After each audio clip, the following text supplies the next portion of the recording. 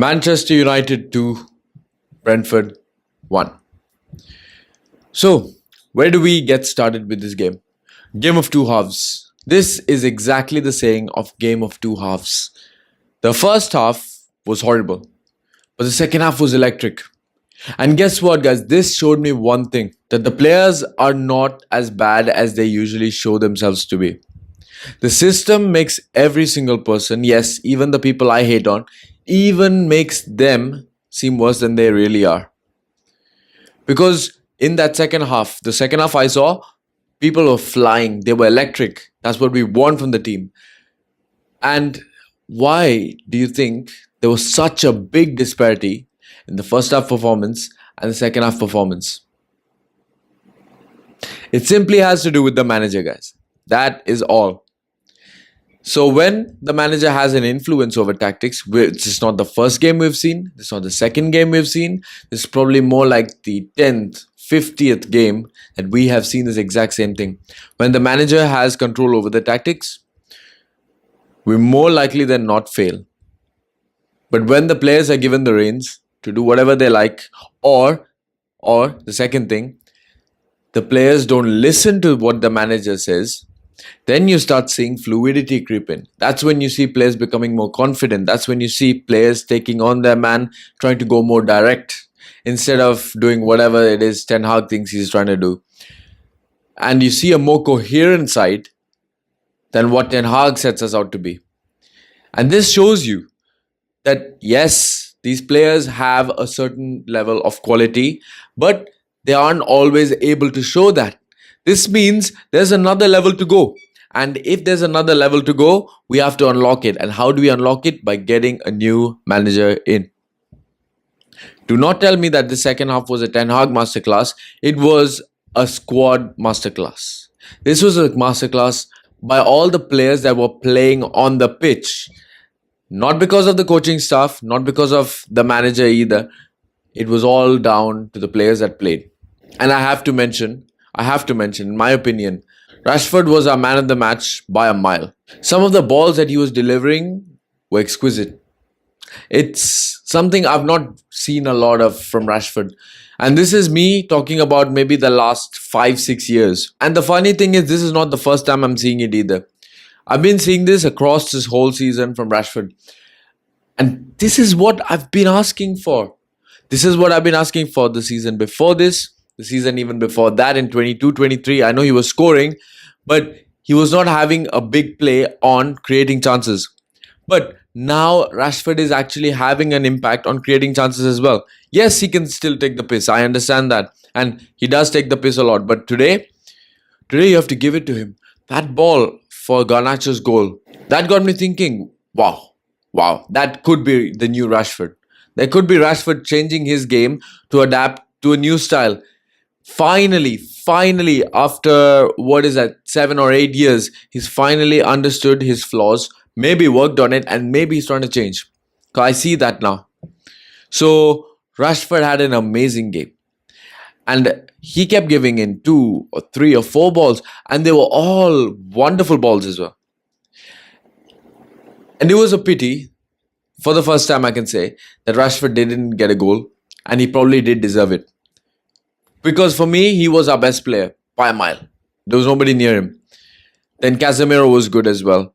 In the second half, he stepped it up and then he went off. But before that, it was crucial in us building up all the way.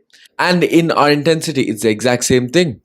So when the manager is not micromanaging every single thing that he's doing, when he says you have free license to go and do whatever you like, or when he decides that he gets free license, he can actually perform. How hard is it to understand? Yes, Højlund has many flaws to his game. But that finish is not the first time I've seen that finish either. As much as I don't still like Højlund as a player, I have to mention that finish was something. That was something. See, to get the composure to finish like that really does require some talent and some skill. And well, I guess Højlund has that. And you have to give credit where credit is due. Yes, he might not influence play otherwise, and he might be absent in the link-up. But I mean, if you can finish like that, I would make a case for playing him with Zirkzee, who can do the link up, who can do the hold up, and the Højlund can just do the running work. Because guess what? We have to realize that this era of football is very different to any other era that we have ever seen, especially even the 2014, 2016, 2019 eras were still a little bit different. This 2020 era is all about systems. And what the case is about systems is that when you have a system of players, it's not that every single player in that system has to be good. It's just they have to suit the system. They have to play a role that satisfies the system. And if you can do that, you can actually see a coherent team. Which is why, even if I don't think Højlund is a good player by himself, if you play him with the right players, you could actually see that there is a good impact on the team. And I also have to give credit to Garnacho, because yes, again, another player that I don't like a lot. But that finish was amazing. The ball from Rashford was amazing. First time finish from Garnacho. It doesn't matter who it is. To finish like that, again, is a skill. And I always do say this. Garnacho is not a good player overall. Like, his dribbling is not the best. Like, his decision making is not the best. His crossing is not the best. But me personally, I think he's a decent finisher. You give him the ball, more likely than not, it's not too wide of the target. Like, we all know some of those players like Darwin Nunez who can get the ball, but more likely than not, they probably blast it over the bar. But I don't think Garnacho is that kind of player. Most of the chances are close enough to the goal. So he's a good finisher, and that showed you that he is a decent finisher. And that entire goal, that first goal, was amazing. But obviously, we can never have a game where we're perfect, because there's unfortunately the trade-off that we have with this club. For at least the past 10 years, this is the exact same thing. So yes, we did score 2 goals. Yes, the second half was amazing. But you can't just ignore the first half. The first half happened. So we have to talk about also defensive frailties again and again and again, especially on De Ligt's side. I mean, I thought De Ligt is this domineering character in defense, so he's supposed to be doing way more. But for some reason, he is kind of struggling. And I understand, well, the stability in the defense isn't there in the first place. So you want to give De Ligt time, and I will give De Ligt time. I'm not ruling him out of anything.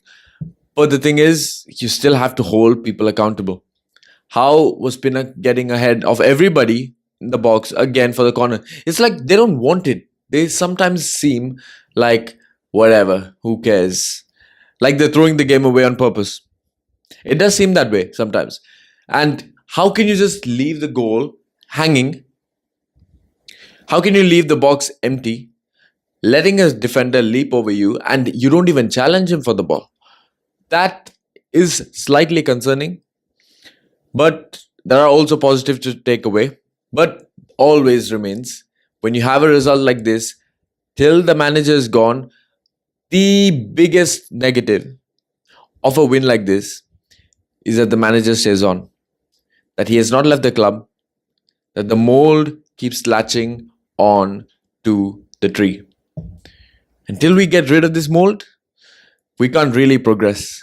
So, did you like the second half performance? Well, if you did, then once his manager leaves, we're going to see those second half performances way more regularly. Because, like I said in the first part of the video, these players are not as bad as you think they are.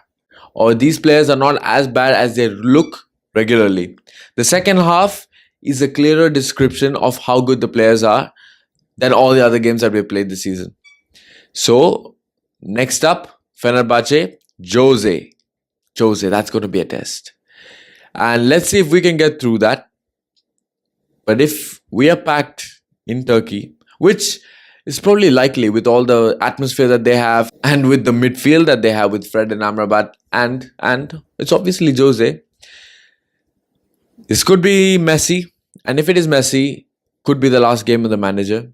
And that we will celebrate. We will all celebrate the last day of this manager. Because guess what? He promised us possession football and he gave us counter-attacking football, which nobody asked for initially.